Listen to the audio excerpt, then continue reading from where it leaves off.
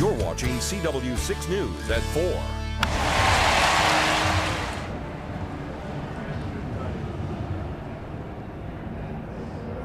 Hi everyone, welcome to our special show here for the All-Star festivities. I'm Netta Iranpour, so excited to be here to bring you this newscast because not only is it All-Star, but we have Jason Ostell, our new anchor here on CW6. My very first, could we have picked a better day to have a first newscast together? It's so beautiful out here, there's a buzz in the air, you could probably hear all the music behind Netta and I.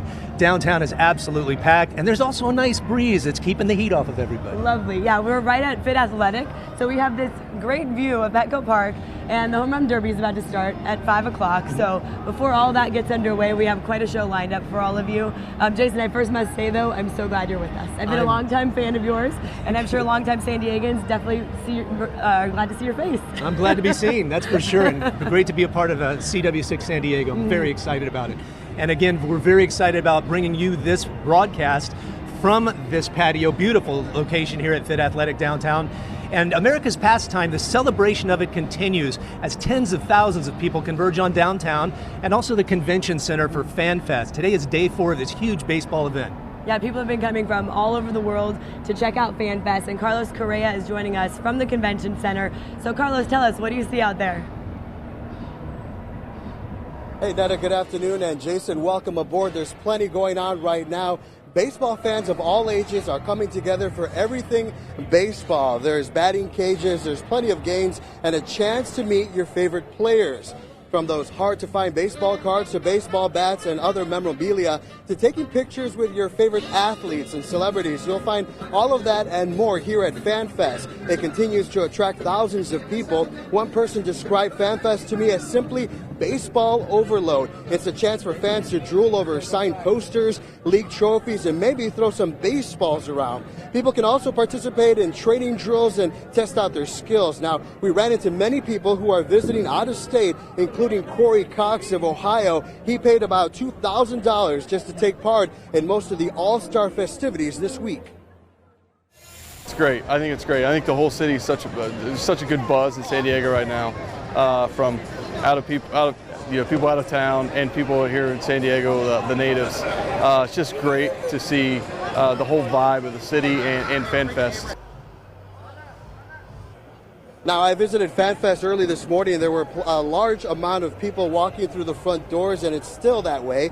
It's been like that all day long. Now, San Diego Padre Will Myers was on hand earlier today signing autographs and taking pictures with fans. There'll be plenty of other athletes and stars here today and tomorrow as people wait for that big game. Of course, all the festivities here continue until 8 p.m. tonight and then again tomorrow from 9 to 6. For now, I'm Carlos Correa, live at FanFest. Back to you guys. All right, thanks a lot there, Carlos. And we have Lee Hacksaw Hamilton here because there is so much going on in baseball right now. As we've been talking with Lee, Lee has been to actually 3 press conferences today, is that right? Yeah, Jason, Netta, it's been a very busy baseball-related day today. The national media met with the managers, met with all the players on the All-Star rosters, and a real San Diego tone to all the conversation. Part of it involved Padre first baseman Will Myers. The other involved the late, great Tony Gwynn. Now, the baseball news is that Will Myers will be the starting first baseman. He will be a designated hitter, and he will bat cleanup against Chris Sale, one of the top pitchers in the American League. The Tony Gwynn conversation was really unique. It came out of nowhere. A question was asked about what Tony Gwynn meant to baseball, what Tony Gwynn meant to San Diego, and how people viewed him. The managers talked about Will Myers. They talked about Tony Gwynn, as did Chris Sale, the White Sox pitcher. I chewed tobacco from 2007 and until the day he passed away, and I remember seeing that and just being so shocked. I mean, he was a larger than life person. He was an inspiration to the game for many people for a lot of different reasons. But I quit that day.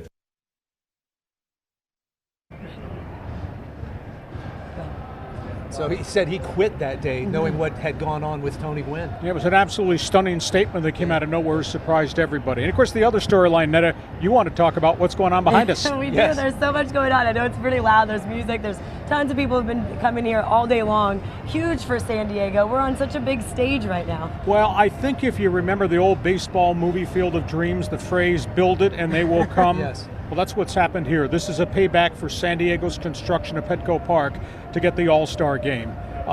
What does this mean nationwide? Well, at 5 o'clock tonight when Home Run Derby starts, 5 o'clock tomorrow night when the All-Star Game begins, this will be a Chamber of Commerce postcard advertising San Diego for the whole nation to see. And there's 150,000 to 200,000 baseball fans are coming here for this week of All-Star festivities. On top of that, add into the equation that you've got the winter baseball meetings were here. They drew 1,800 for 1 week, a whole week in all the hotels. Yep. People had a tremendous time. So this has really become a destination point. I will also tell you it's been a tough year for the Padres, but you have to credit ownership. Ron Fowler, Peter Seidler, and the president, Mike D., their vision to help get Petco built, to operate it, to make it a destination point to the Gaslamp Quarter, and now to go get the All-Star Game. Spectacular thing the leaders of the Padres have done. And we know you've got more coming up on that a little bit later in the show, too. We're looking forward to that. My pleasure. I know, postcard day, isn't it? Oh, it's just beautiful out here. Yeah, sorry, Laura, we don't mean to rub it in, but we are going to send it back to the newsroom to get a check out the news and weather. Well, you guys look like you're having a great time. Thanks so much. Well, we have some breaking news to begin with. The man accused of beating, killing, and burning San Diego's homeless has been released. A collective gasp could be felt countywide as the district attorney announced no charges would be filed. CW6's Jenny Day live in our newsroom with the latest from the San Diego Police Department. Jenny. Good afternoon. To be clear, the accused serial killer Anthony Padgett has not been completely cleared. He is still a person of interest, but at this time there is not enough evidence to charge him with the heinous crimes. And police think the real killer is still at large. Padgett was supposed to be in court this afternoon, facing 3 counts of murder, 1 count of attempted murder, and 1 count of arson. But again, he has been released from custody after serving 2 search warrants. Police say they do not yet feel comfortable charging him, but would not say whether or not he will be monitored in any way. Police also confirmed that Anthony Padgett is indeed a homeless man himself and very closely resembles the man seen on surveillance video buying gasoline from a convenience store not far from the first murder. They still believe the man in those images is responsible for killing 3 homeless men and critically injuring another. That 3rd victim died from his injuries over the weekend. Police do not believe they made a mistake in arresting Anthony Padgett. Again, we based that arrest last Thursday on probable cause. Again, Padgett no doubt bears a strong resemblance to the person depicted in that video, coupled with his prior history of lighting another person on fire. We did this, and I'll tell you why, the main reason we did this. I could not risk not taking him into custody and leaving him out in the community. God forbid he murders another person. So again, this was done with the utmost priority on keeping the public safe. I believe it was the right decision then, and I still believe it was the right decision now. As you may have heard from our previous reports, Padgett was convicted in 2010 of setting his homeless friend on fire, but again, nothing yet linking him to this recent string of attacks that started on July 3rd. So the terror continues for those who sleep on the streets, some afraid to even shut their eyes in fear of being killed. The only surviving victim is still in a medical coma, so unable to help this investigation. And police stressed over and over again that they need your help. Someone out there knows the man in those surveillance images, and police have promised to follow up on every lead and work tirelessly until the right person is in custody. Crime Stoppers is still offering a $1,000 reward. You can even leave an anonymous tip by calling 888-580-8477. Laura, back to you. Important information. Jenny, thank you. Several people are injured and 2 bailiffs have been shot and killed at a courthouse in St. Joseph, Michigan. That's just across from Lake Michigan and from Chicago. The gunman in the shooting has also been killed. That man was on his way to jail when he took a gun off a deputy and started opening fire.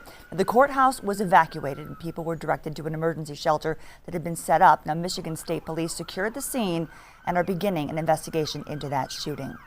And as protests continue across the nation in the aftermath of deadly police-involved shootings, we now have new information on the shootings that left 5 police officers dead in Dallas. Police now say the man who opened fire was planning larger-scale attacks. Investigators say they found bomb-making materials and a journal inside Micah Johnson's home. They say during negotiations on the day of the shooting, Johnson laughed and asked how many officers he killed. As people in Dallas and across the nation mourn, his parents are understandably devastated. I didn't see it coming. I love my son with all my heart. I hate what he did. Meanwhile, President Obama will go to Dallas to speak at a memorial service for the officers who were killed.